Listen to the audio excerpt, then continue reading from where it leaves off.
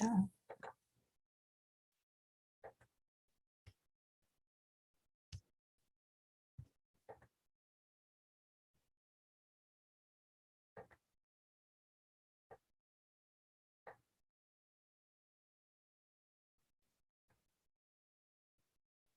Good afternoon. My name is Elisa Abrantes, and it's a pleasure to introduce our roundtable for this afternoon, entitled Joyce and Everybody. We have 3 panelists here, Tarso do Amaral, Luísa de Freitas, and Larissa Lagos. The first presentation is Call of a Reader of Joyce by Tarso do Amaral. And Tarso holds a PhD in languages and a master's degree in literatures in English. He teaches literatures in English at University do Estado do Rio de Janeiro and also at Fundação Técnico Educacional Souza Marques. His main areas of research are Joyce studies and post-colonial studies. He's a member of the research groups Joyce Studies in Brazil and also Poéticas da Diversidade. He's a current member of Brazilian Association of Irish Studies as well. Tarso, the floor is yours.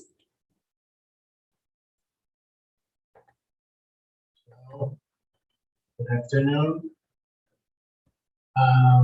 First of all, I'd like to say that it's a great pleasure to be here and sharing this table with Lisa, Giovana, and the participation of Elisa as well. As I've said, it's a great pleasure to be here.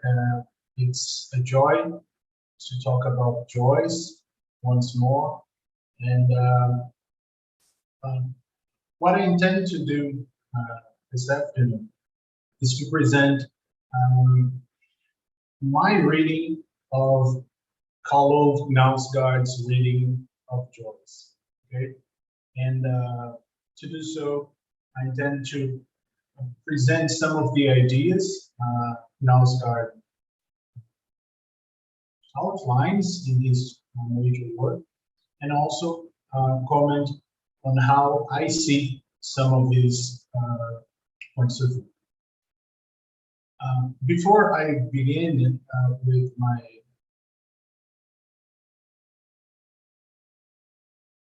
remember that I'm going to mention some works by Joyce, especially the ones in prose, and I'm just going to show you some images here. I'll share my screen with you.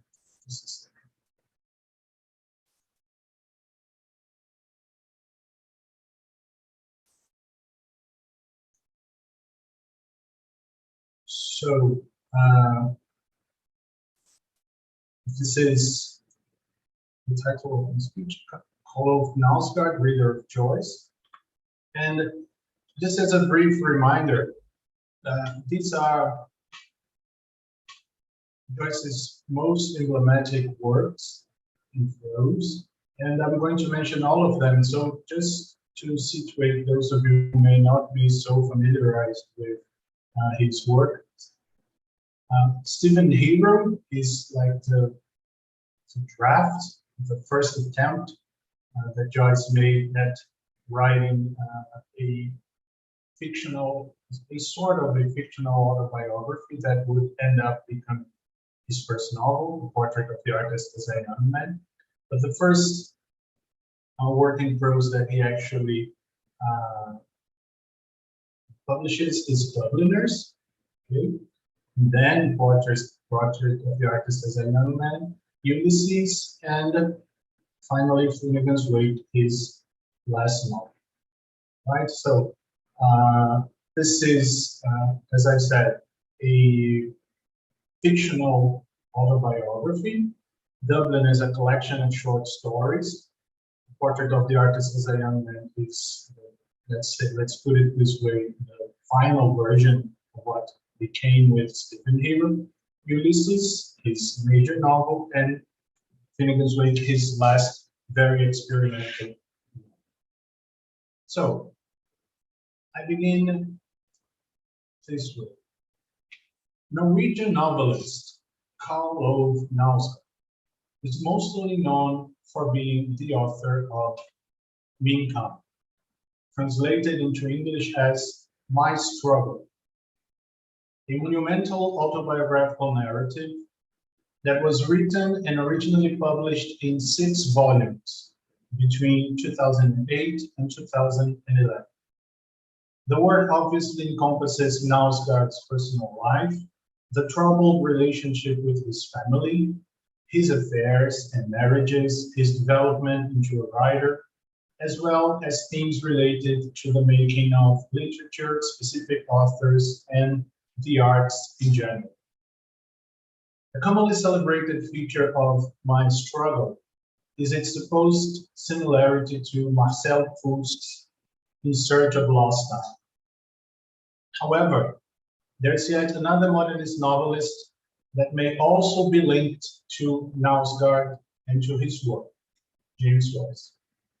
Besides the autobiographical aspect present in a substantial parcel of both writers' works, and the fact that Knausgaard was the one chosen to write the foreword to Penguin's centennial edition of Joyce's Portrait of the Artist as a Young Man, there are still some revealing pieces of evidence to support such connection.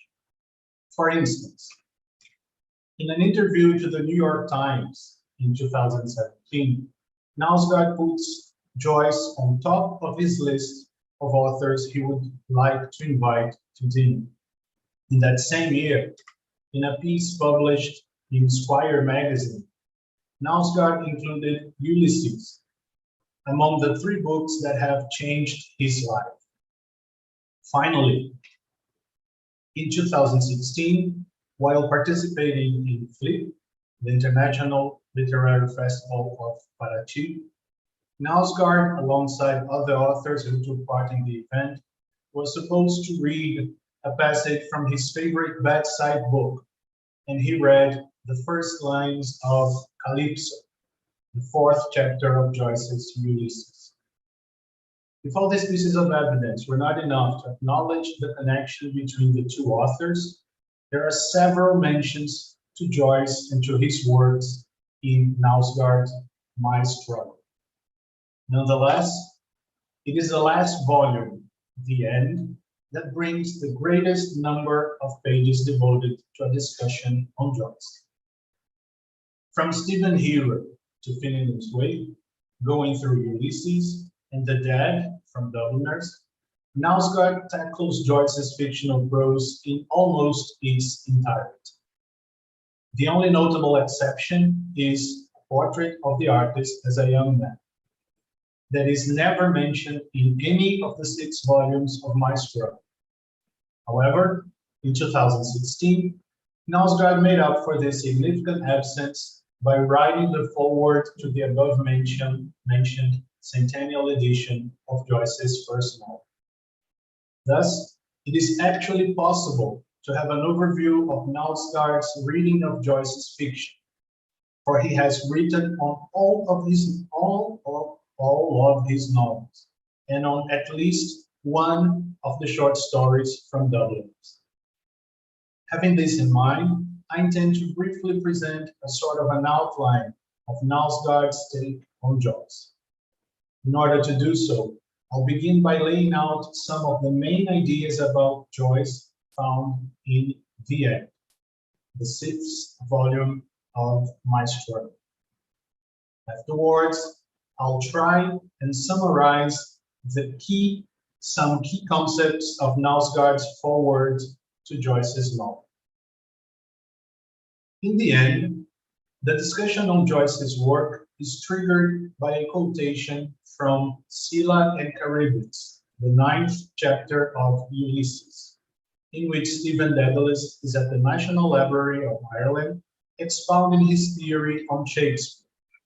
At a given moment, Stephen thinks the following: hold to the now, the here, through which all future plunges to the past. From Knausgaard's point of view, these are words that contain at once a philosophy of life and a poetics. A poetics that investigates how ideas and the immaterial manifest themselves in the material, proceeding from the idea that they are found only there, in the now, in the bodies and objects that exist here at this moment. Bearing in mind that, according to this poetics, nothing is overriding and everything is dissolved in the now. This is true of history, it is true of mythology, true of the dead, true of philosophy, true of religion, and especially, perhaps primarily, true of identity. Knausgaard believes that, as an outcome of such poetics, in Joyce's Ulysses, for instance, the characters get bigger in a way, embracing both history and the stream of events of contemporary existence. But they also get smaller, insofar as what is unique and unexampled about them, the person they are, becomes dissolved in it. While commenting about Finnegan's Wake, Knausgaard argues that the language used by Joyce in his last novel generates a gigantic we, extending in all directions, from every single word has part in another. All words are open towards one another, and all that they contain in the way of history and culture and centuries of meaning flows through them.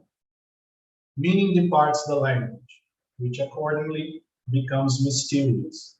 But what is the mysterious?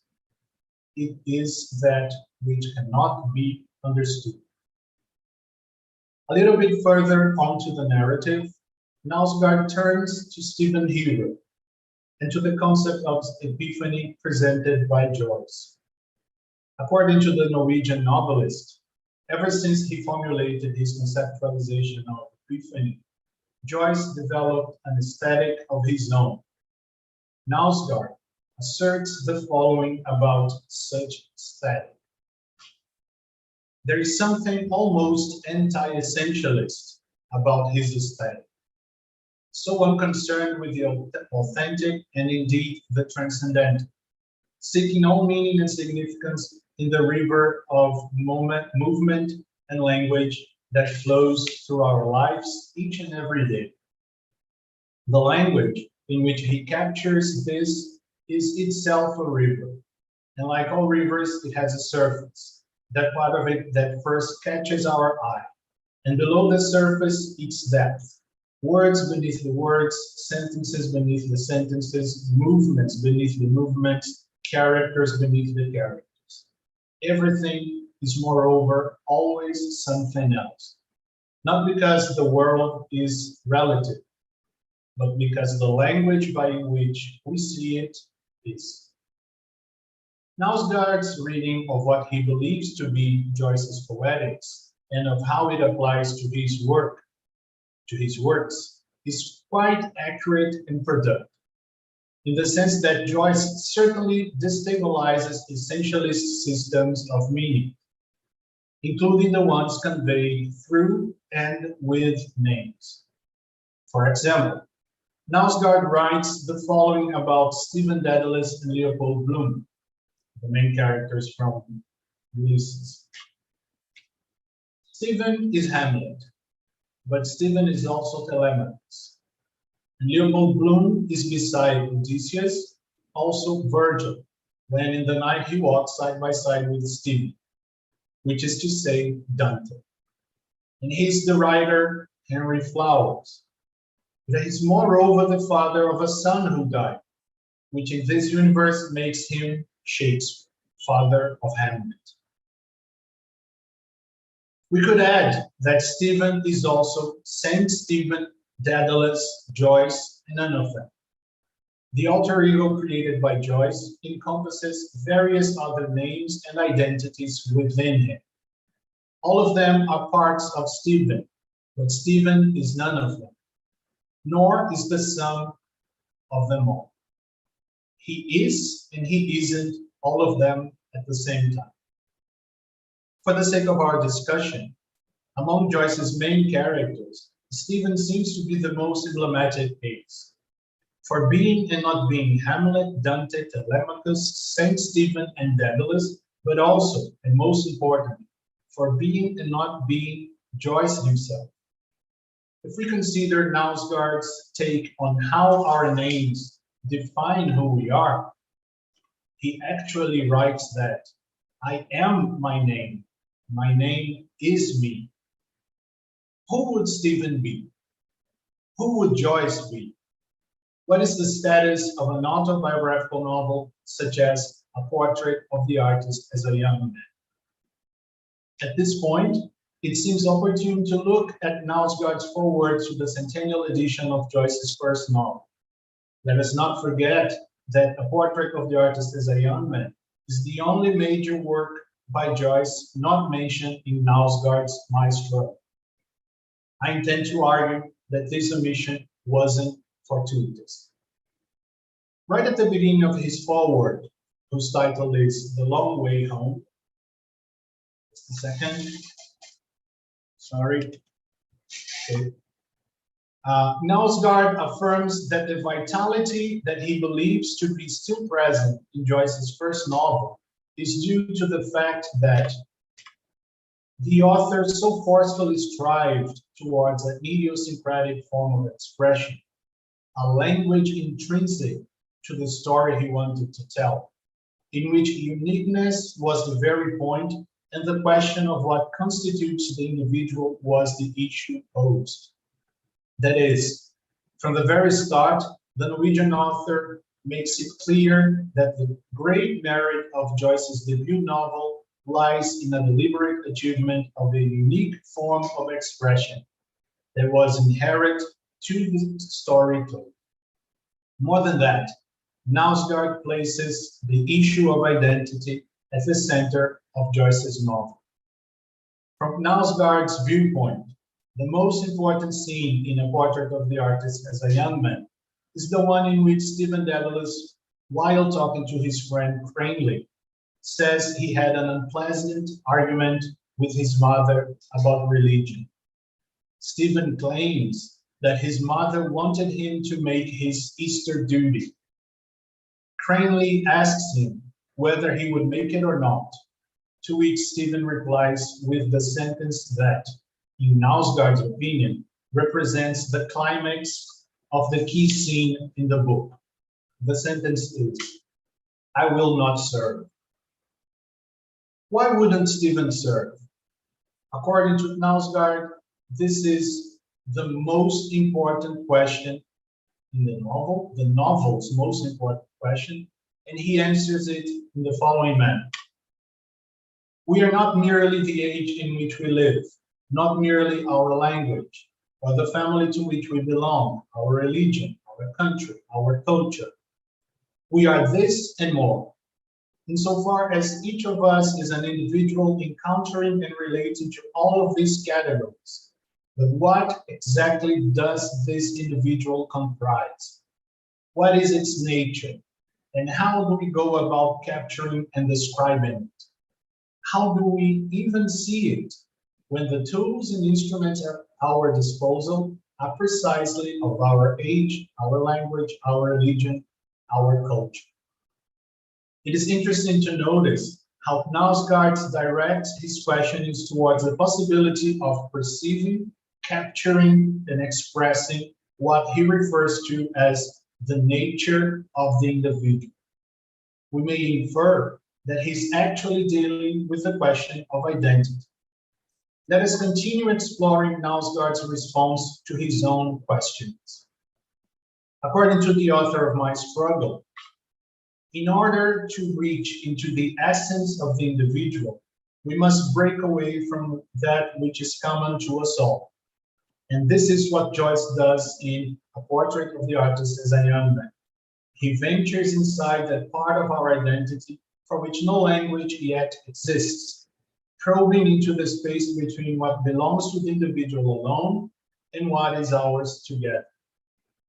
Near the end of his foreword, Knausgaard argues that the true essence of literature that is supposedly present in Joyce's first novel is the conquest of what belongs to the individual alone and what is special and characteristic, and to Joyce's mind unique, is also what belongs and is unique to us. That is, for Knausgaard, the true essence of literature would be the conquest of what belongs to the individual alone, followed by its expression through a unique voice and an also unique language that, paradoxically, manifests that which exists in all of us. Knausgaard believes that Joyce managed to do so in A Portrait of the Artist as a Young Man. Knausgaard's Portrait of the Artist seems to be one in which it is possible to identify a search for an identity amid historical reality. More than that, it should express a quest for an ability of expressing such identity in a way that is not only unique, but also capable of relating to other people, to everyone actually. Whether or not Joyce's and Knausgaard's literatures managed to achieve such a goal is up for debate, due at least to two factors.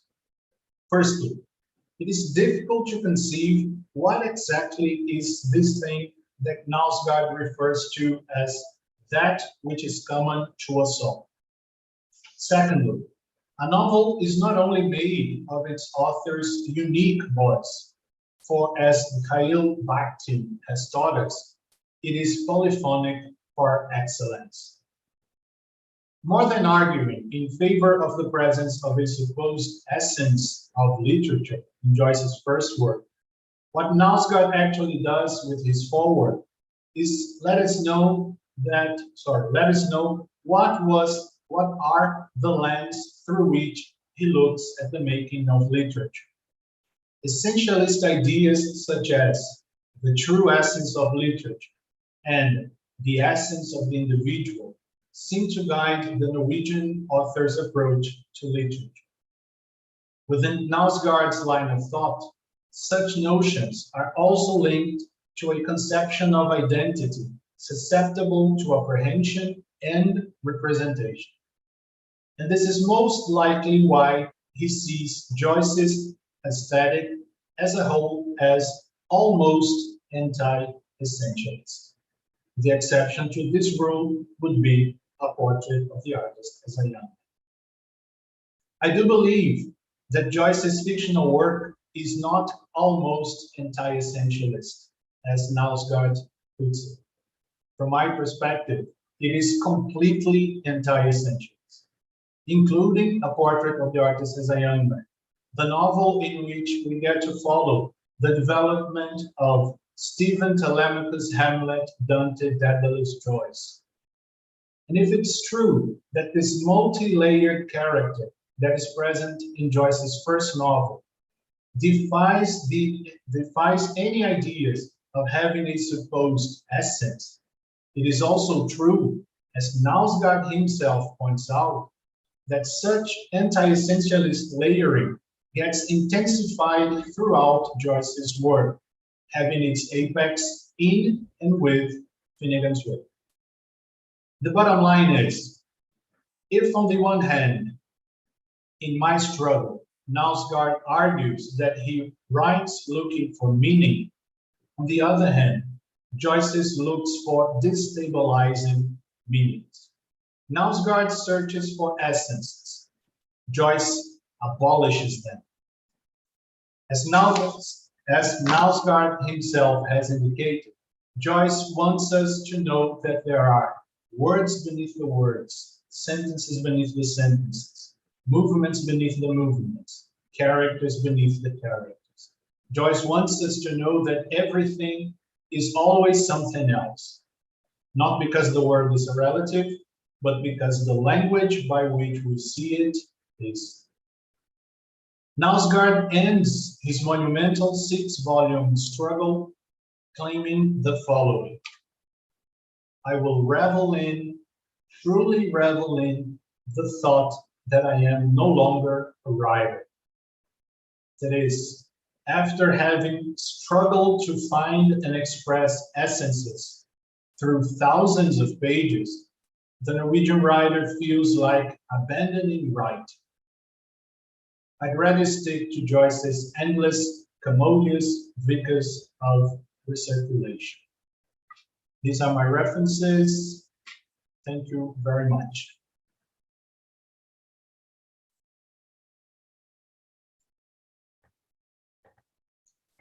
Thank you, Tarso, for this great presentation.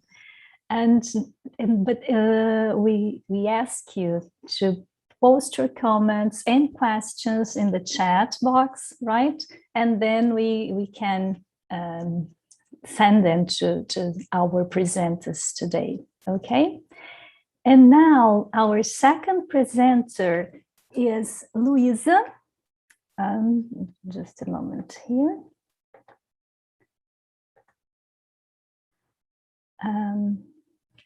And Luísa Freitas, and her presentation is Rubbish Heaps, Tiny Pearls, Wolf, Reader of Joyce. Let me introduce Luísa just a moment here.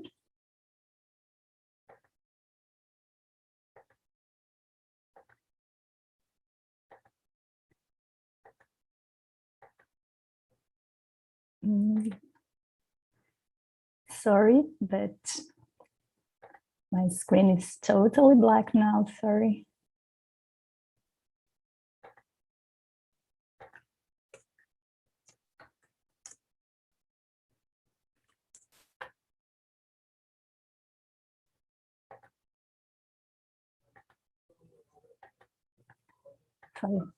Well, sorry, now it seems okay. Luísa de Freitas earned a PhD in literary theory in 2019 from the University of Brasilia.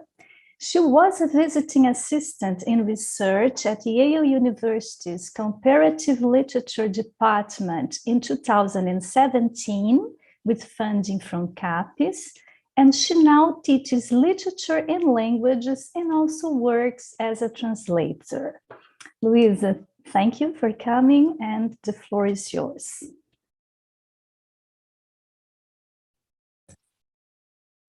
Thank you, Elisa. Good afternoon to you all watching. It's an honor to be here, and I would like, first of all, to thank all the organizers of the symposium and all the presenters for sharing their wonderful work with us. So my paper, which is kind of paper in progress in a way, is called Rubbish Heaps, Tiny Pearls, Wolf, Reader of Joyce. And it's my brief outline of Wolf's reading of Joyce. I will start sharing my screen.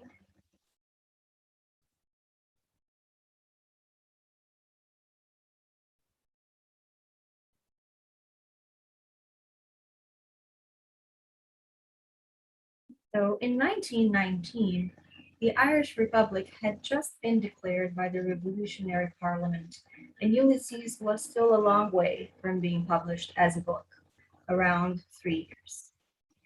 However, some of its episodes had been appearing in Margaret Anderson's literary magazine called The Little Review since March 1918.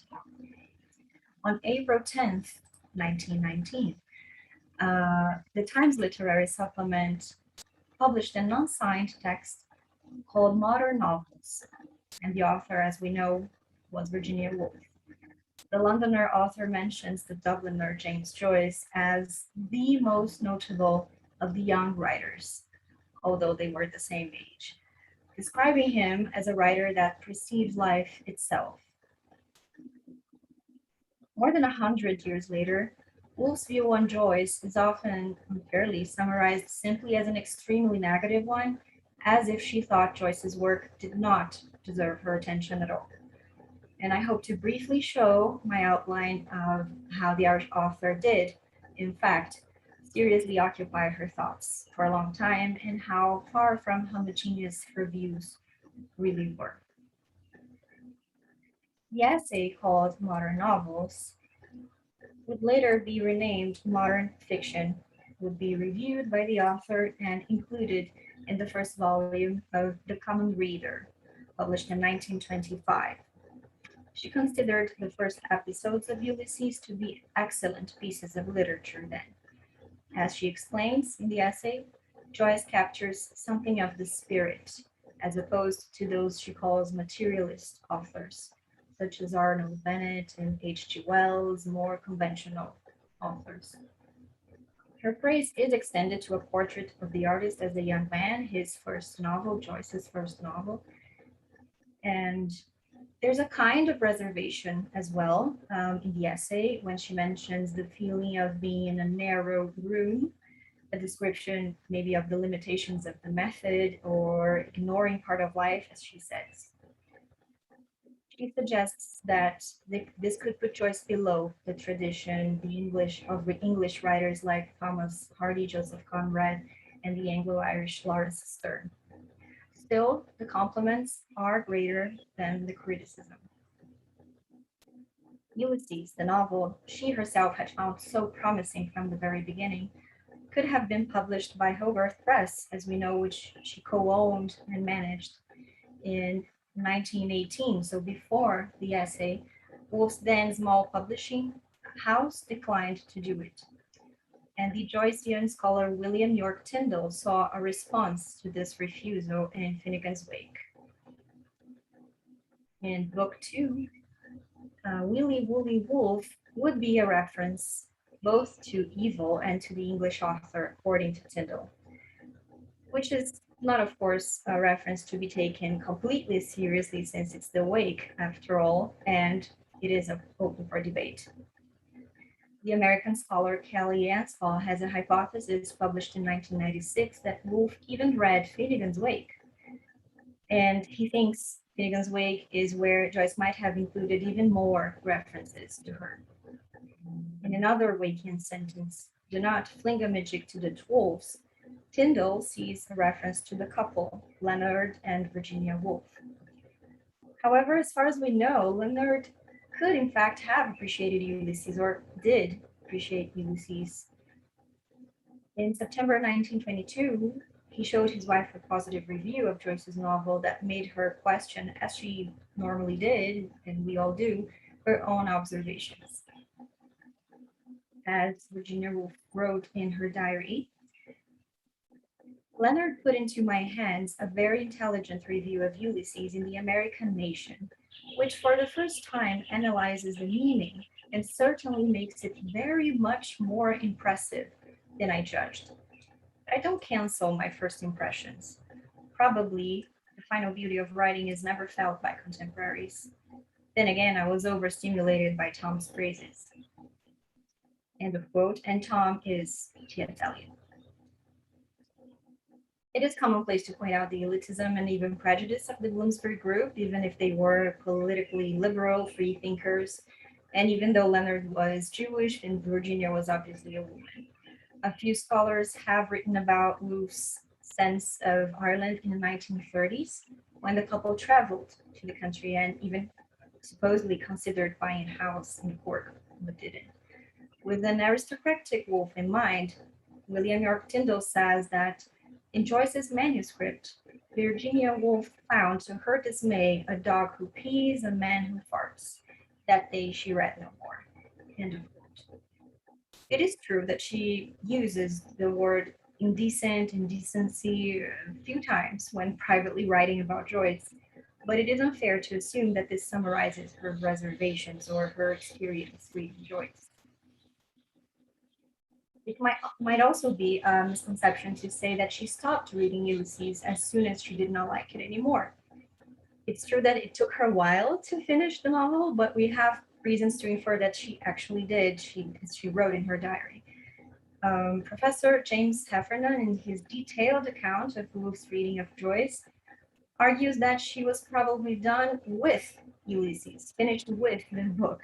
So maybe she did not finish reading all of its pages, considering the dates of her diary entries and other kinds of evidence. But what is certain is that she decided to buy the book once she realized it would be necessary, that's her word, by the way, to read it. And in April 1922, she wrote to Tettalia saying that she had spent the night before cutting its pages. Tom, as she called him, was the fellow writer who kept trying to convince her to read it the most, probably not only because he was a huge fan of Joyce's work, but maybe he even saw the similarities, literary similarities, between both authors. She wrote to Roger Fry in October, saying a bit dramatically, perhaps, that she had finally finished reading the novel. And now I quote, to which I bind myself like a martyr to a stake.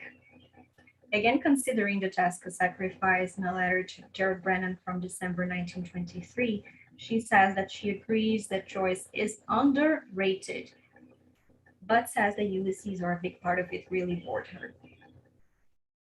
As she continued to read Ulysses, either finishing it or not, probably, I would say yes, Virginia Woolf started to see it as a text more concerned with the unimportant and even despicable, maybe, details of material life than the colors of psychological life that she had appreciated in Joyce.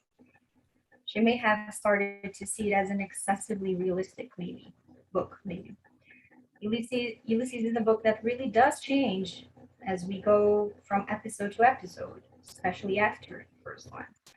So I think that justifies someone appreciating the beginning, which has more controlled language, and agonizing with the rest of it. She did not suddenly start to despise all of Joyce's work, even though there was harsh criticism. In a letter from August 1922, she talks about Ulysses to Lytton Strachey a couple of months before finishing the book, and says, "Never did I read such a tosh. As for the first chapters, we let them pass, but then of course, genius may place out on page 652, but I have my doubts. And this is what Eliot worships." End quote. In this entry, she repeats the infamous comparison to a young man scratching his pimples. But those are not her final words. Common Reader is from 1925, right? And it also includes another essay in which she mentions Joyce called How It Strikes a Contemporary. It is a text in which Woolf expresses her worries that just a few great chapters in a novel are not enough as a contribution if the final result is not as good. The criticism, though, is broad. Ulysses would be just one of many cases, maybe. And I quote now from the essay. "It is an age of fragments, see age. A few stanzas, a few pages, a chapter here and there, the beginning of this novel, the end of that, are equal to the best of any age or author. But can we go to posterity with a sheaf of loose pages, or ask the readers of those days with the whole of literature before them to sift our enormous rubbish heaps for our tiny pearls?" Woolf is not specifically referring to Joyce when she mentions rubbish heaps and tiny pearls. Not only Joyce there, but the analogy is there. And in her opinion, Ulysses was, at first, more than promising, right? It was excellent. The first episodes led her to write that Joyce was the most notable young author, after all. She was later disappointed with the novel, finding the subsequent chapters maybe too unpleasant or boring, as she says. But that did not erase her the positive characteristics that she saw. How It Strikes a Contemporary, as I said, is from 1923, April 1923. And Ulysses had been out and about for more than a year, already in its second edition by Harriet Shaw Weaver's U.S. Press. And Virginia Woolf had already finished reading the entire book, if we believe what she wrote in her diary. In the same essay, she describes a lack of great art in contemporary fiction in general. I quote, "Great critics, if they're not themselves great poets, are bred from the profusion of the age. There is some great man to be vindicated, some school to be founded or destroyed. But our age is meager to the verge of destitution. There's no name which dominates the rest. There's no master in whose workshop the young are proud to serve apprenticeship." End quote. Nowhere in the essay Woolf presents herself as an exception to her perspective. Her apparent after in this case is to speak as a critic first, not an artist herself, even if both are, of course, inseparable. Had she signed the text with any other name, maybe we wouldn't know whether those were literary authors, specific literary authors' words, or strictly a critic's words. She mentions Ulysses again, this time as a memorable catastrophe, immense, enduring, terrific, and disaster. Even though this is a very strong statement, it still somehow recognizes the project's importance and includes the possibility that that its ambition was valid and had an effect on those who were excited about it, like she was. What Virginia Woolf saw in Ulysses as evidence of great literature became a catastrophic endeavor, inasmuch the novel became the object of both legal issues and moral scandals. In 1920, before it was published as a book, an episode led to prosecution for obscenity, since the Little Review was an American magazine and the Comstock anti-obscenity laws from 1873 were still in vigor. In England, some episodes were published by The Egoist, whose slogan was an individualist review. The novel, however, was banned and remained so for many years. The so-called Ulysses scandal probably had an impact on Virginia Woolf's reception as well, at least about the possibility of publishing Ulysses. For sure, she wrote to her friend Lipton Strachey emphasizing two things: the fact that Joyce's method was a highly developed one, but that it was not meaningful enough that they should publish something so risky, something that, in her words, every printer in London had refused, a book that could lead to prosecution. It's also important to address the fact that today Woolf's most quoted negative comments come from private letters and from her diary, not from her public texts, essays, published texts. So there's a difference there in tone and in content for obvious reasons. On the day of Joyce's death, a seemingly distressed diary entry concerned her memory of Harriet Shaw Weaver, with her conservative clothes contrasting with the pages that Woolf reeled with indecency. Her words in this entry are quite judgmental and arrogant, even though not as harsh with Joyce necessarily as the one she had used elsewhere. For instance, when Ulysses was finally published, she wrote an entry about being encouraged to read it by T.S. Eliot, and as she writes, "Great Tom." In a similar way to what she had written in her essay, Fraud Strikes a Contemporary, she does include her high praise of the first episodes. And this infamous entry is probably the one that most emphasizes her disappointment and its contrast with an initial amusement and even enchantment. And in this case, too, there's this arrogant tone. She wrote, "I have read 200 pages so far, not a third, and have been amused, stimulated, charmed, interested by the first chapters to the end of the cemetery scene, and then puzzled, bored, irritated, and disillusioned as by a queasy undergraduate scratching his pimples. And Tom, great Tom, thinks this on par with War and Peace, an illiterate underbred book, it seems to me." And then she goes on. The fact that Hogarth Press refused Ulysses in 1918 could lead us to think that she wrote modern fiction's high praise not long after that or even before that. But that's not true. As I said, it was after the refusal, long after. And her book came out in 1925, so she had plenty of time to change or add something to her considerations on Joyce, and chose not to. She chose to keep those compliments with the criticism as well, allowing us to see the contrasts and changes in her perception, and never publicly mentioned indecency, as far as I'm concerned. In the essay, Woolf says that the Ulysses fragments she had read so far then show a text of the utmost sincerity and undeniably important, and uses words such as brilliancy and masterpiece to describe the scene at the cemetery, complimenting Mr. Joyce's complete courage. Even if that is, as she says, a hazarded rather than affirmed view, the words of high praise are still strong.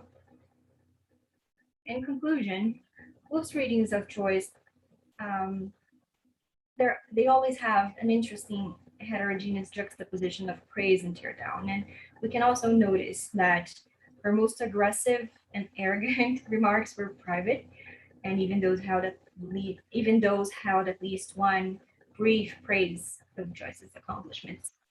Most times high praise, actually. She did see the importance and value of the Irish author's work and felt deep distress or torment when she wrote in her diary, "What I'm doing is probably being better done by Mr. Joyce." As she says, Joyce's work was and still is undeniably important, and we see how it caused a kind of influence anxiety or agon in Woolf. Even if after that she changed her opinions, and this is just one moment when she is reflecting about that. And as we can see from her essays, letters, diary entries, Woolf thought about Joyce's work many, many times, questioning her own views, remaining open, and maintaining important recognition. She was not a thinker of mere dichotomy, of good versus bad, but of complexity, rather. She changed her mind a few times, as we all do, but was also transparent about it. And there's no necessary paradox in her different opinions about choice, but there's no final univocal verdict either, even if some isolated sentences might create that impression. Instead of focusing on the controversy based on offensive diary entries, it is far more interesting maybe to see how her actual literary reflections unfold. Difficult and unpleasant as we may judge them, to use her words here in light, even if and especially when we do not agree with her views. Thank you. Thank you, Luísa, for this great talk. And now is Larissa Lagos, right? Larissa Lagos is lecturer in English and Literatures in English at the Languages Department at Federal University of Ouro Preto. Her doctoral dissertation presents and discusses the translation and analysis of 3 radio plays written by Samuel Beckett: Embers, Words and Music, and Cascando. The dissertation also discusses the impact of radio and musical sounds in Beckett's artistic projects and explores the influence of James Joyce in the life and aesthetic work of Samuel Beckett. Thank you, Larissa. Larissa is presenting Annalisa Plurabel, Dancing Daddy, isn't it? Hi, thank you very much. I'm very happy that I'm here today. I had some problems with the connection before, but I'm glad everything worked out. Congratulations, the event is amazing.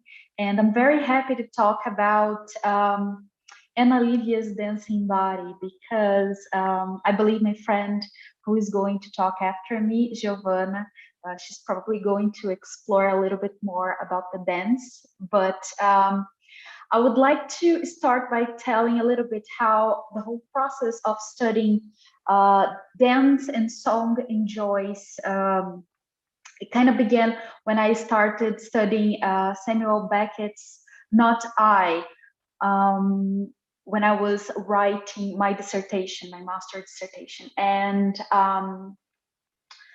I started watching some classes, and I remembered a professor, and unfortunately I cannot quote exactly because it was in a class, and I don't remember quite well exactly what he said, but we were discussing how avant-garde literature, there was this whole element of body and language, and Sergio Medeiros, who was this professor, said that the word would be the body of language. And then I started studying how, because language in Samuel Beckett is something that he kind of uses in very different ways, and we have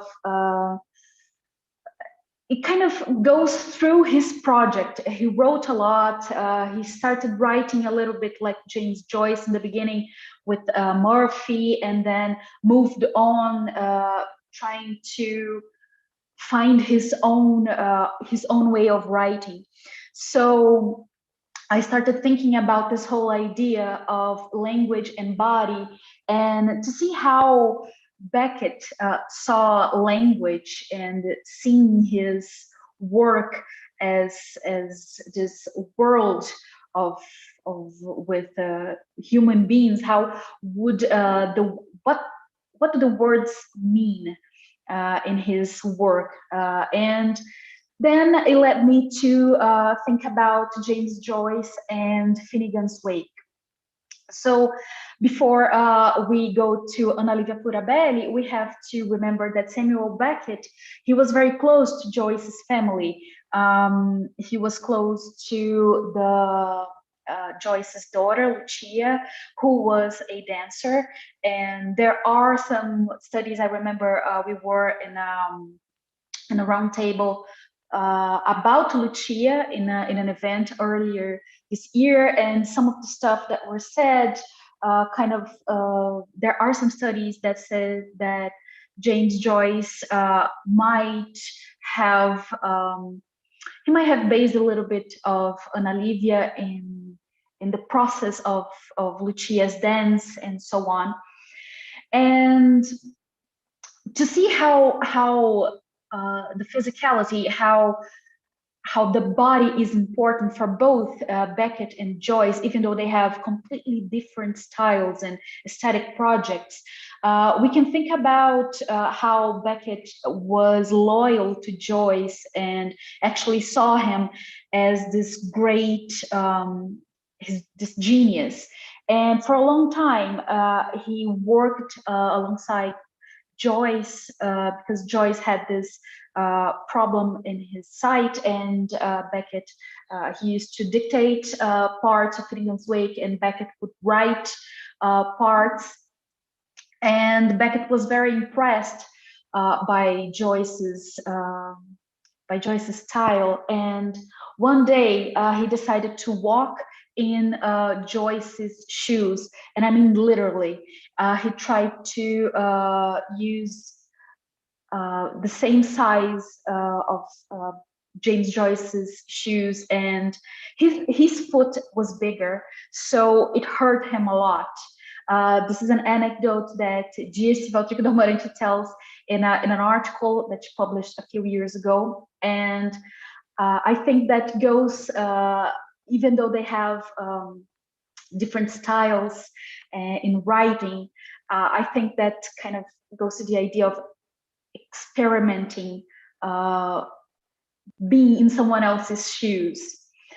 So Beckett's own deal with language, like I said before, is somewhat different from Joyce's.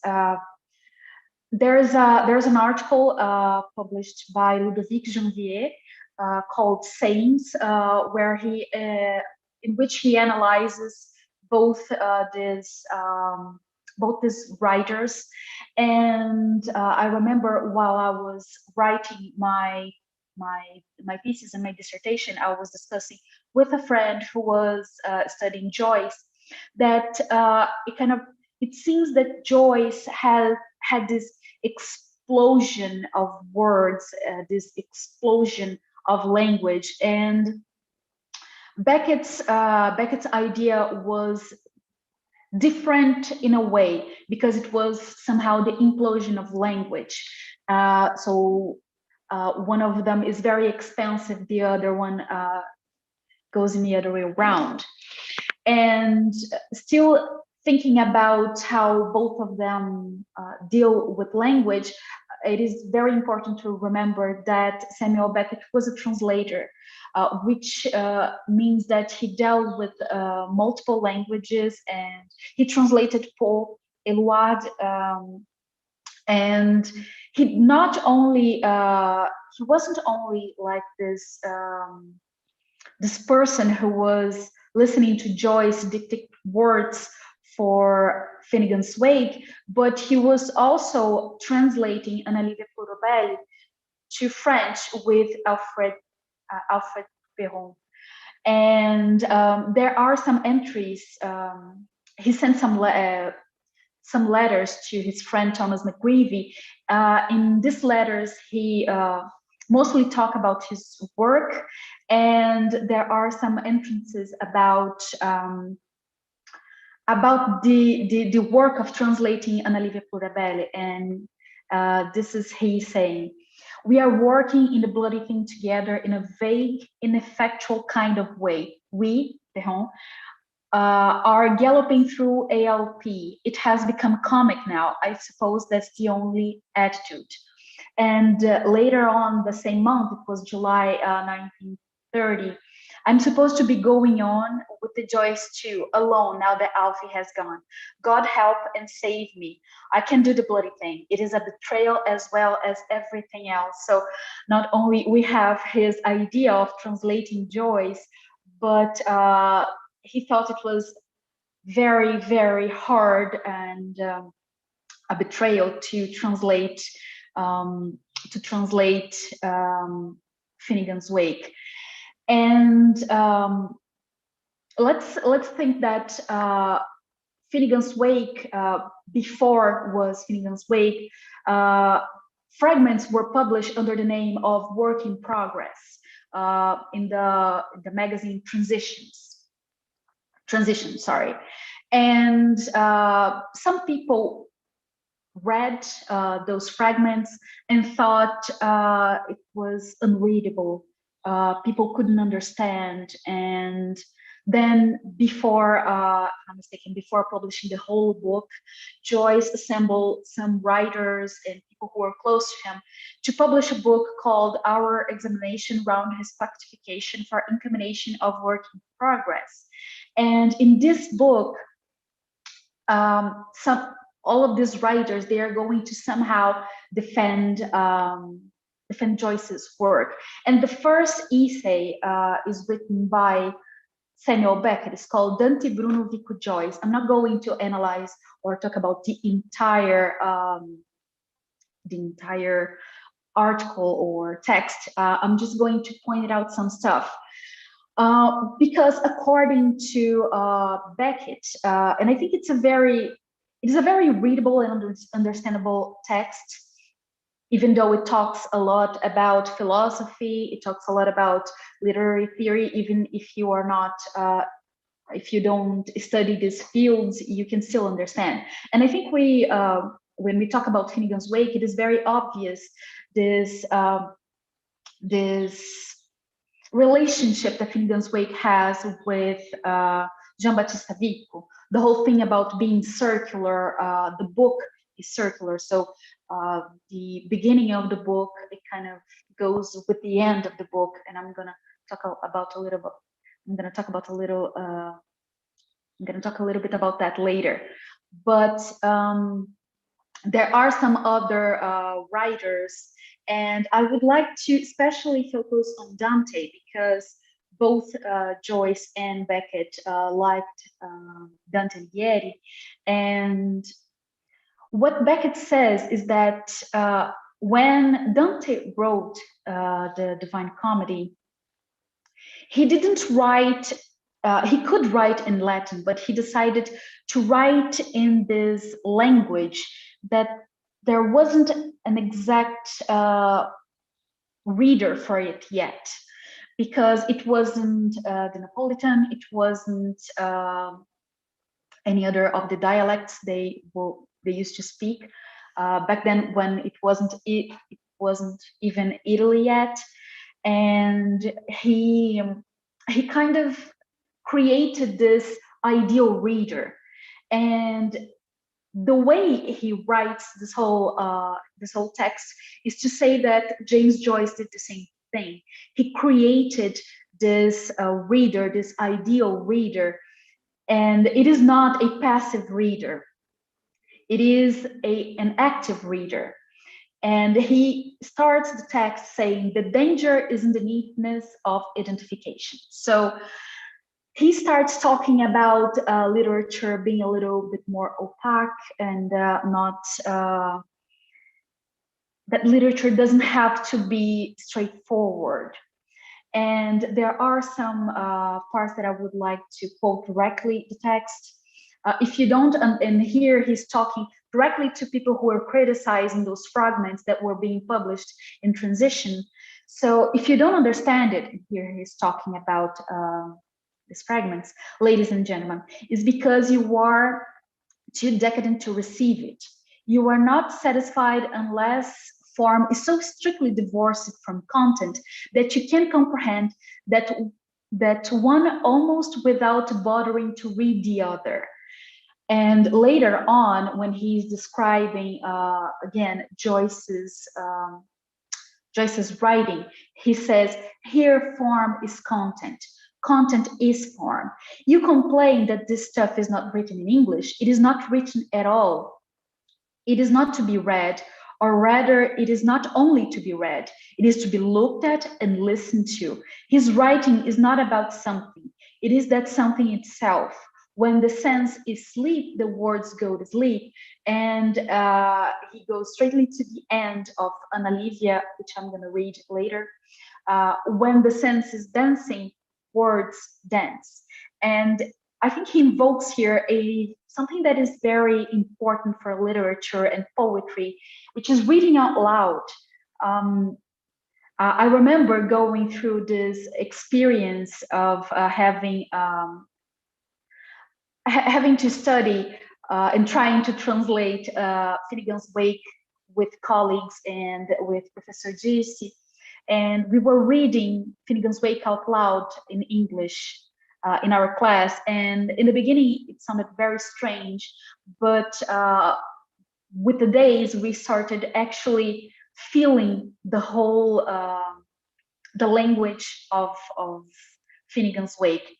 And I think Beckett here advocates in this idea that Joyce's work, especially Finnegan's Wake, is supposed to be read out loud because the words demand an active reader.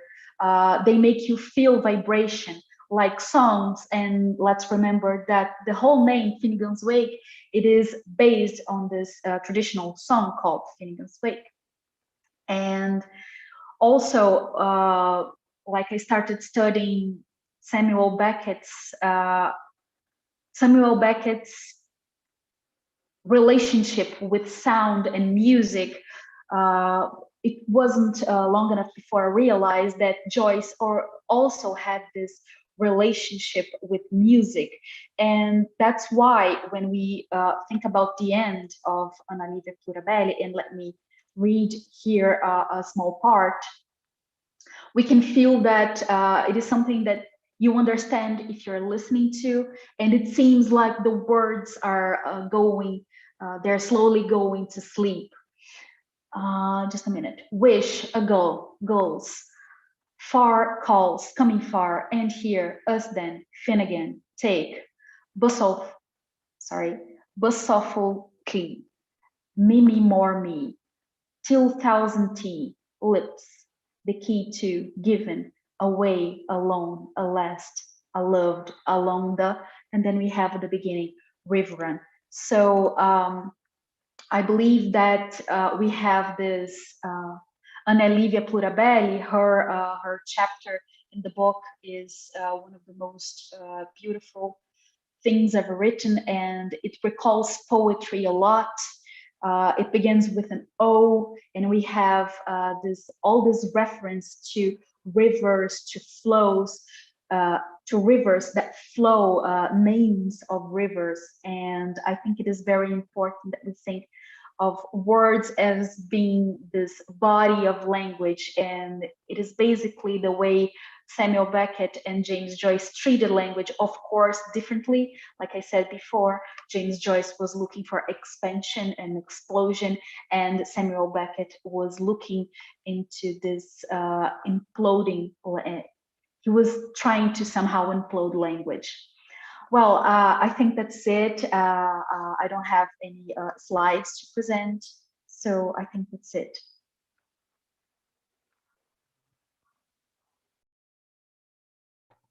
Thank you, Larissa, for so interesting presentation. And at the end, we have time to talk with all of you about comments and questions on your papers, right? And now, Giovana Ursini, right? Giovana is our last presenter today. And after her, we can comment and discuss the papers here. Let me introduce Giovana. Giovana Beatriz Manrique Ursini is a dancer and a researcher. Graduated in performing arts from the Federal University of Santa Catarina, she has a master's degree in translation studies from the same university and a PhD in translation studies from the Federal University of Santa Catarina as well. She's currently doing a postdoctoral fellowship at the Department of Language and Technology at Cefet, Minas Gerais. Her research involves dance and its interaction with other artistic languages. Today, Giovana will present her paper that is entitled The Influence of Finnegan's Wake on Merce Cunningham's oratorio. I don't know, Giovana, if I'm pronouncing right. And Giovana, the floor is yours now. Hello. First of all, thank you, Elisa, for the presentation. And thanks the organization for the opportunity to talk about something that I love to research and to study, that is dance. So today I'm gonna talk about Oratorio by Merce Cunningham and John Cage. They did this dance work together. So I'm gonna share my screen because I did some slides to help my presentation. Just a minute.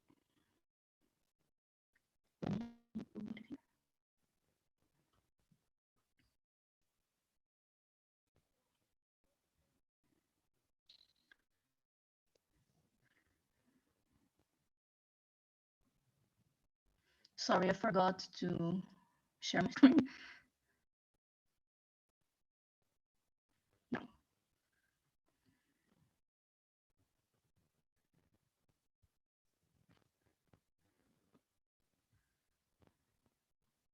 So today I'm gonna talk about Oratorio by John Cage and Merce Cunningham, and it's the influence of Finnegan's Wake on this work.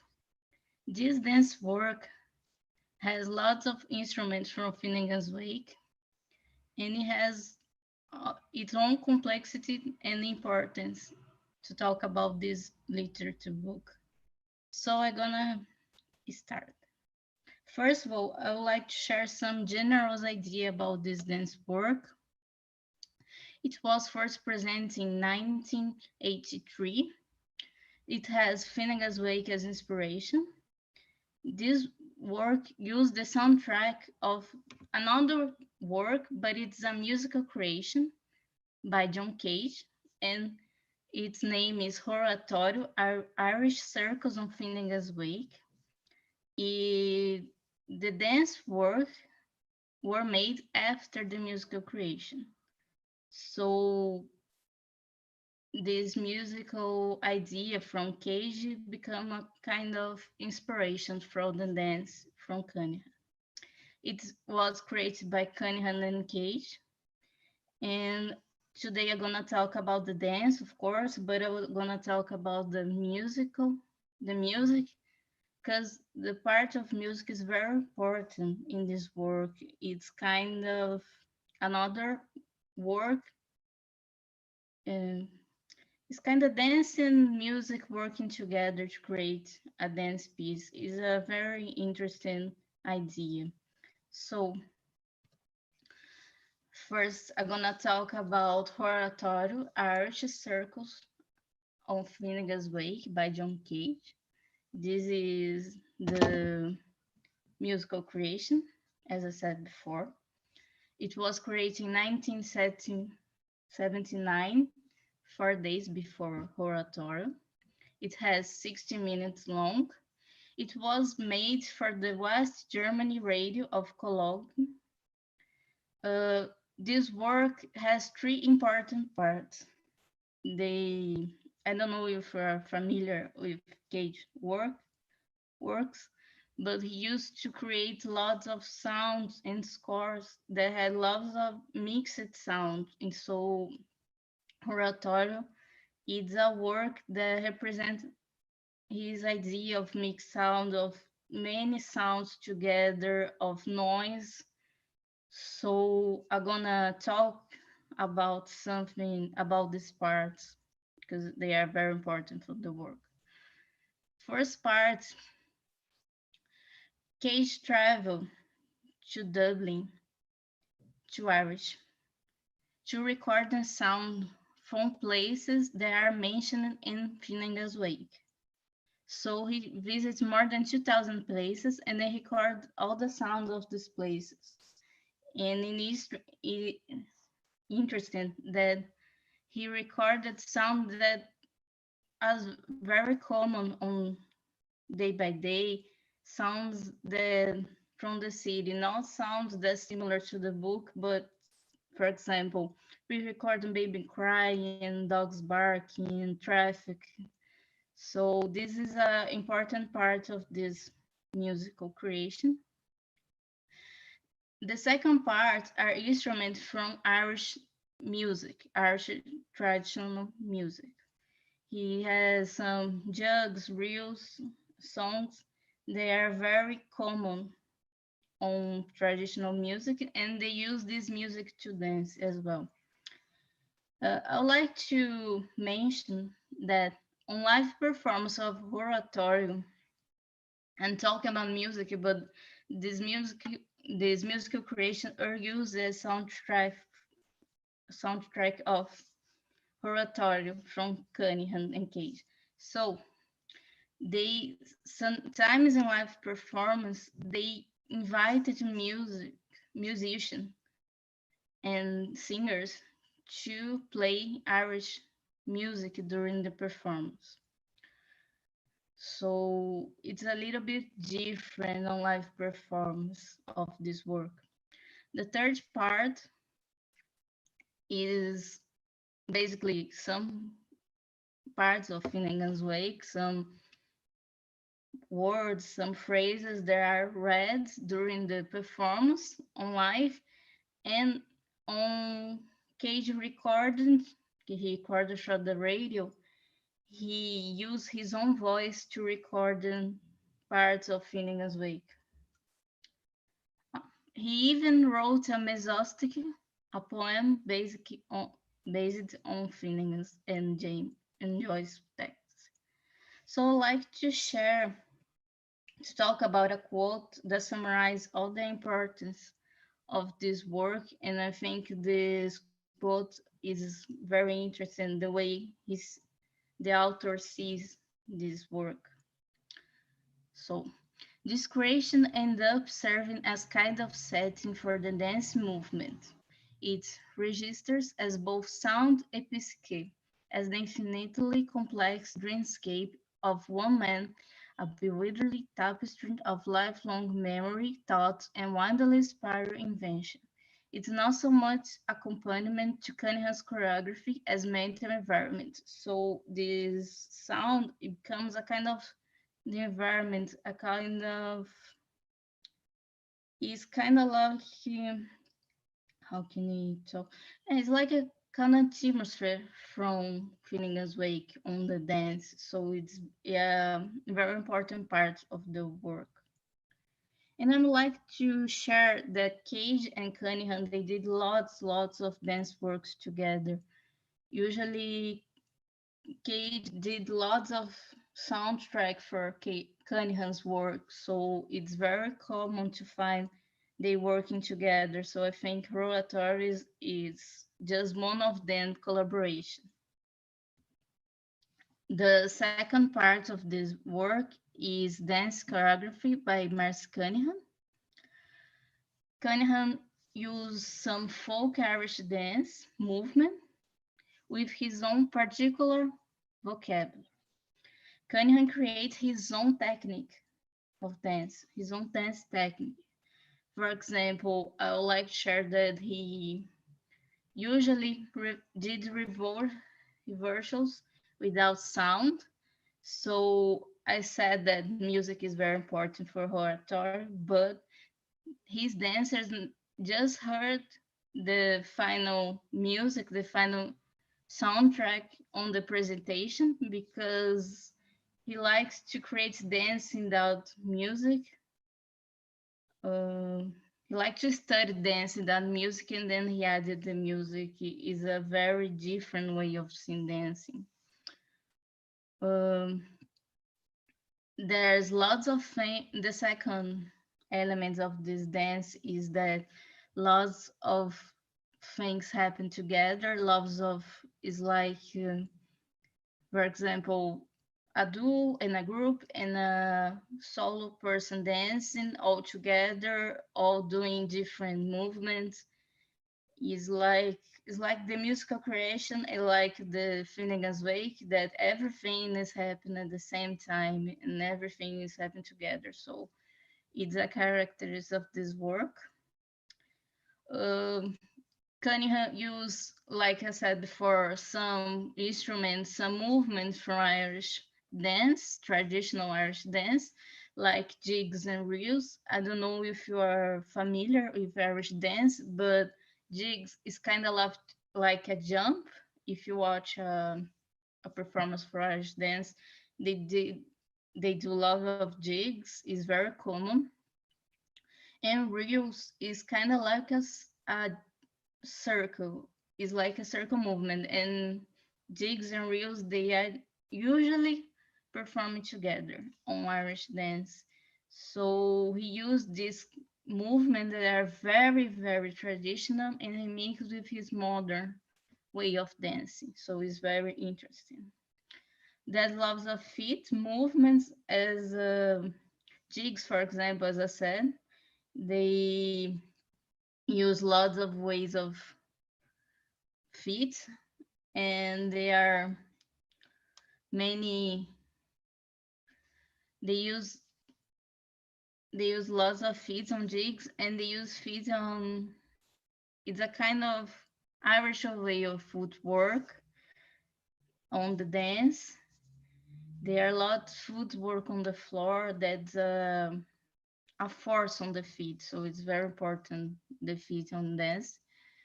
And as I said, it's used lots of modern ways of dance, a new way of seeing the dance. And he used sometimes everyday gestures. They're not common dance. For example, there are one part that the dancer are just running on the stage. There is not a choreography. It's a choreography, but it's not something that is really, really dance. It just they running on stage. He does loves of solo, duos, and group interactions. And as I said before, sometimes everything is happening at the same time. So if you watch many times, you feel something different because there are many things to pay attention when you watch one of live performance or recorded. So the how Finnegan's Wake inspiration this work. First of all, the title of this work, it was inspired by a line on Finnegan's Wake that is long-awaited Messiah of Oratórios. There are parts of Finnegan's Wake that are read during the performance. They use traditional Irish music and traditional Irish dance for the performance. It's kind of like Cage and Cunningham are trying to translate Irishness of Finnegan's Wake during the performance.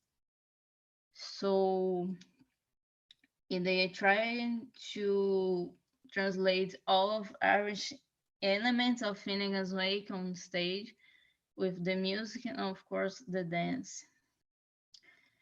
As I said, there are sounds for places. The Cage did a huge research on places they are mentioned on the book, and he recorded lots of sound from this place. It's kind of like he is trying to translate the book for the music creation.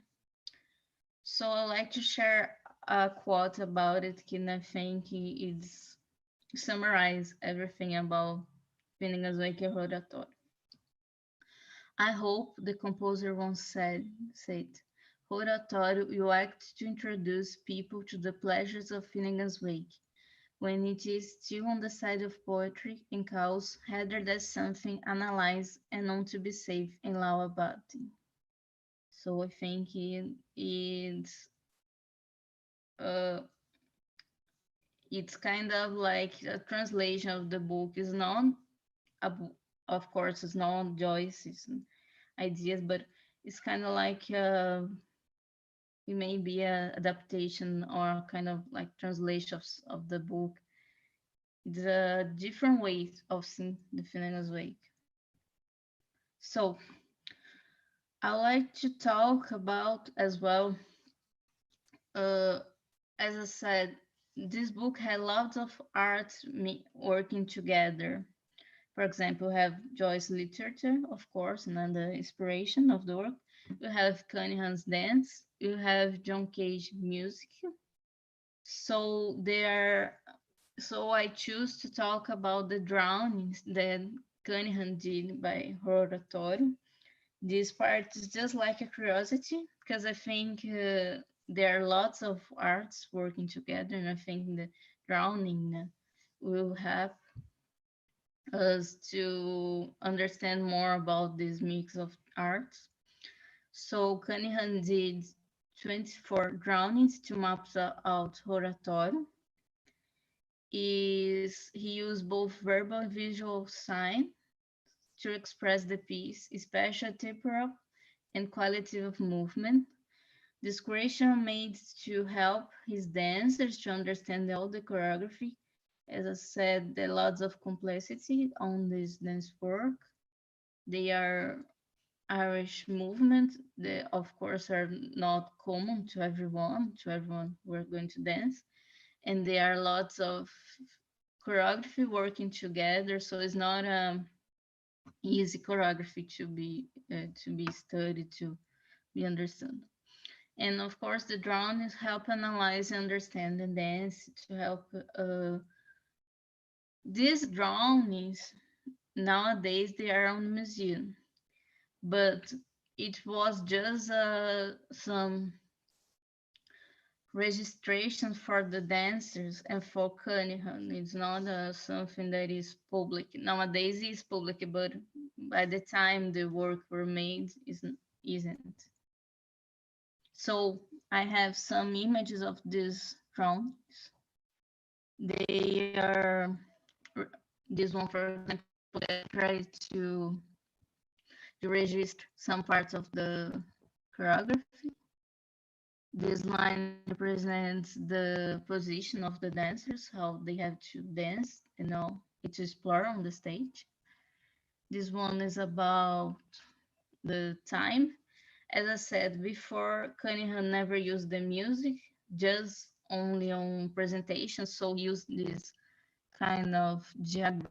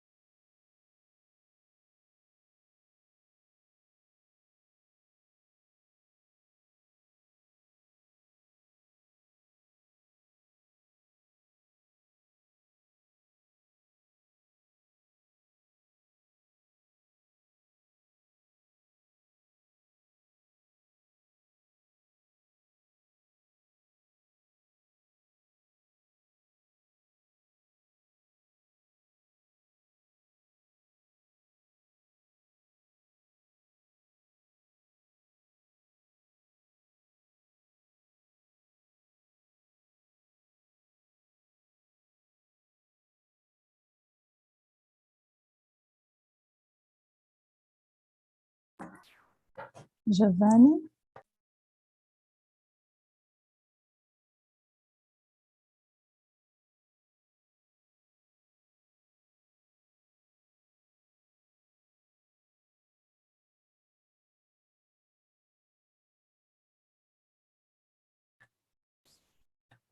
Okay, sorry.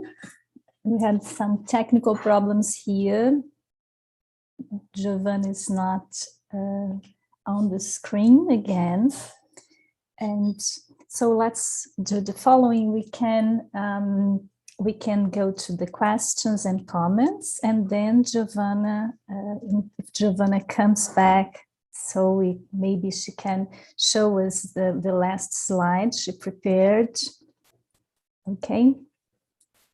So let's go to the questions and comments now.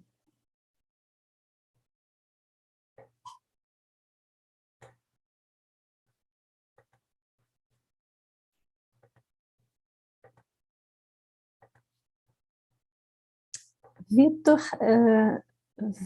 Amaral sent me a question here to Luísa. The first question to Luísa. Right.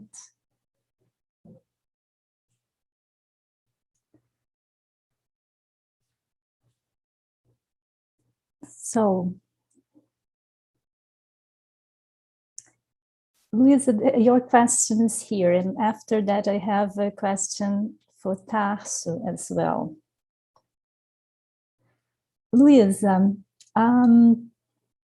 the first novels, right, were more traditional than Joyce's portrait.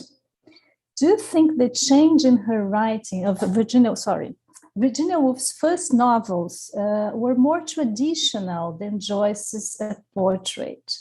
Do you think the change in her writing may owe something to Joyce's portrait and Ulysses? This is a question posted here on my cell phone by Vitor Amaral. Thank you, Elisa. Thank you, Vitor, for the question. So I think that question deserves a longer and more detailed answer, maybe, that I am not the best person to give right now in this case. But the short answer would be yes, I do think so. I do think that reading Joyce had a huge influence on Woolf, maybe more than she wrote about even. That would be my view, but that would deserve a detailed analysis, of course. And thank you for the question. Thank you, Luísa, and thank you, Vitor. There is a question here for Tarso. It's from Vitor? Yeah. No. Okay. Tarso, would you say that Knausgaard's series of books has more autobiography than fiction, while Joyce's A Portrait has comparatively more fiction than autobiography? How would you compare them, and how would you comment? So first of all, thanks for the question. I believe it was Vitor who sent the question. At least on YouTube, it looks like it's him. But thank you, Vitor, for the question. And I do believe that Joyce's A Portrait is way more fictional than Knausgaard's My Struggle. But it is Knausgaard himself who says that what he wrote, the series of books he wrote, My Struggle, it is autofiction. He says that he wrote about his life using the real names of people, his family members, his friends, his affairs, wives, and so on. But it is a fictional work. He refers to each of the volumes as novels. and not as an autobiography. More than that, whereas Nausgaard uses real names, and it is important for him to use real names. There's even an issue with his father's name that he couldn't use for legal reasons and so on. Joyce changes, I mean, it's not that Joyce changes his name. Joyce creates Stephen Dedalus. Okay, Stephen Dedalus is a character, very influenced by Joyce's personal experiences, but he's a character. He's not Joyce. And Nausgaard, even though he's aware that his persona on the books, on his novels, is a fictional creation, he makes sure he uses real names for all the people involved, including himself, his wives, his sons and daughters, and so on. So there's this, there's this tension on how to define Nausgaard's work, because he himself refers to it as autofiction, as novels, but he, he doesn't let go of the real names, and he doesn't want to let go of the real names of the people involved. Whereas Joyce, no, Joyce, from my perspective, although there are autobiographical elements, A Portrait of the Artist as a Young Man is a fictional work. Stephen Dedalus is a character. He's not Joyce, he's a character. Okay, so yes, Joyce's novel is way more fictional than Nausgaard from, even, I believe, even from the perspective of their own creators. Okay, thank you once more for the question, Victor. Thank you. And now, Luísa, a question for you by Mallory of the site Literaturity, right? A question for Luísa. Woolf and Joyce are remembered as writers who use similar narrative techniques, although they have several stylistic differences. Do you think these differences reflect Woolf's disillusionment with Ulysses? Thank you, Elisa, and thank you, Mel, for your question. I think the disillusionment with Ulysses is part of Woolf's different aesthetic values and ideas and objectives. I think it's more maybe, of course, there's always this mutual relationship of influence and response when we read a piece of work, of course, when a writer reads another author's book. But I think that maybe the disillusionment was the product more than the cause, although both things are, of course, related. And I also have questions. Can I just go ahead and say what I? Yes, sure. Mm-hmm. I don't. If there are no other questions from the chat box, of course. Yeah, we don't have any other question. You can ask, Luísa. All right.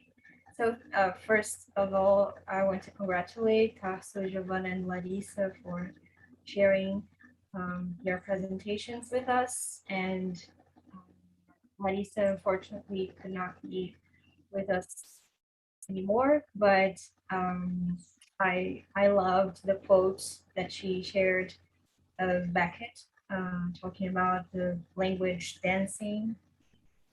And Giovana, I love the oratorio. I think it's great that you were talking about it. It's great to mention it. And in Tarso, I have a comment. I really like how you put the anti-essentialist thing. I think it's a great way of putting it, that everything is always something else, and not because everything is relative, but because language is. I think it's a great way of putting it. And as for Nausgaard, I think it's funny that in this introduction to a portrait that you mentioned to the Centennial Edition, he says, I think something like Ulysses being about fragmentation and a portrait about addition or something like that. And I think it's funny that he says that. I don't know if you agree or could comment on that, because then he goes on to say, like, as you said, we are not the sum of the parts, religion and language and the country. We are more than that. As the novel is not the sum of its parts, etc. Is the character as well. And he says it's about addition, but I wonder why he says that comparing to Ulysses, and if there is anything, maybe there's nothing to do one thing with another. The anti-essentialist character that he talks about and this fragmentation versus addition. But it made me think, does he mean that a portrait being about addition means that the individual is an addition of parts, or maybe it's I misunderstand. I'm misunderstanding what he said. Okay, Luísa, thank you for your question. What I see, the way I see it, at least, and by the way, you said that, oh, the anti-essentialist, the way I put it, actually, these are Nausgaard's words. And before going deeper into the answer, I'd like to point this out. I believe Nausgaard, in general, has a great reading of Joyce's work. I believe the way he looks at it, and I've mentioned this in my presentation, I believe it's very accurate and productive, because he identifies Joyce's works as anti-essentialist. He identifies Joyce's poetic as anti-essentialist, which I agree. I couldn't agree more. But the point is that for Nausgaard, this is something that is not exactly positive, because Nausgaard, as a writer, at least as the writer of My Struggle, he says he's looking for meaning, he's looking for understanding. And what I could grasp is that he's looking for essences as well. He's trying to understand things, he's trying to understand his issues, to understand himself, and he's trying to get to the essence of his problems, the situations he narrates, and even he's trying to get to the essence of himself and put it into paper. I mean, I actually believe he knows he's not capable of doing that, but he's trying. Because as he points out, sometimes throughout the volumes of My Struggle, he's looking for meaning, he's looking for understanding, he's trying to make sense of things. And I believe that he sees a similar approach in a portrait of the artist as a young man. It's interesting to read this forward, this introduction he writes to Joyce's novel, because it seems he's talking about his work, not of Joyce's work. Okay, and it's also very symptomatic that he comments about all other Joyce's work, major works in prose, but he doesn't comment about the portrait of the artist as a young man throughout My Struggle. He comments about Stephen Hero, but he doesn't comment about portrait of the artist. So when he comments about, I mean, Ulysses is about fragmentation, and a portrait about addition, about adding. I don't know, maybe he's commenting about the way Stephen, I mean, he's commenting about how Stephen develops as a person, adding layers to his own persona from the child on the first pages to the artist in the last ones. Maybe I think what is added are these layers to the same essence, let's put it this way, okay? Which I'm not sure is the case, but I can see Nausgaard going through this line of thought, okay? I don't know if I answered your question, Luísa. Yes, definitely. That's great. Great thoughts. Thank you. And the quote, yeah, I think I didn't make it very clear that you were quoting the languages, relative, etc. Yeah. Yes. Thank you so much. Thank you for the question. And congratulations on your presentation. It was great as well. And just a comment. I wasn't aware of these nuances on Wolf's take on Joyce. And it's good to see that publicly she was more restrained than privately, right? Yeah. But anyhow, she saw something there, but she saw it, I believe, more than she wanted to see. Okay. Maybe, Thank you. yeah. Thank you, Tarso. Thank you, Luísa. Giovana could enter again, could you join us again? And then she will conclude her presentation briefly. Right, Giovana? Hi, thank you. So I have some problems with my internet connection, so I don't know, but I can see my video. I don't know if you can see my screen or not, but I like No, the to... video didn't work, Giovana, but it was when you were, yeah, the video didn't work, but it was the problem when you were trying to show it. Yes, maybe your screen, or if you say some words, it's up to you, feel free.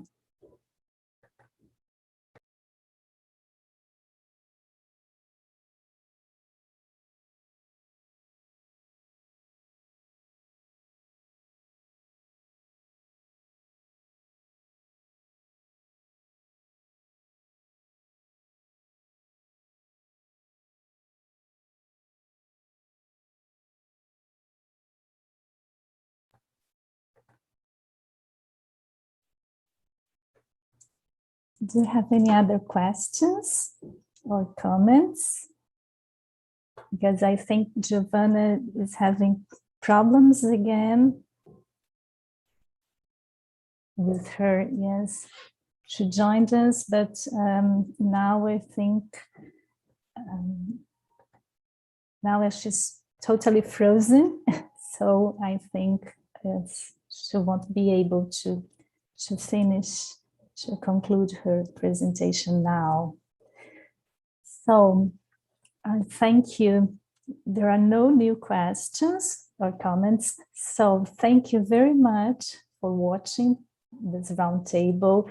Thank you, Tarso, Luísa, Giovana. Larissa had to leave earlier, but it was also a great presentation. It was a great time here together. Thank you, everybody, for watching us. And I remember that at 5 o'clock, yeah, we have the dramatic reading and a round table as well. We have We have the dramatic reading is My Name, Shall I Tell You My Name, by Christina Wright. Em Meu Nome, Posso Falar o Meu Nome, uma experiência radiofônica, okay? At 5 o'clock. So thank you very much and see you there. Bye. Thank you all. Bye-bye. Thank you, Elisa. Thank you. Thank you.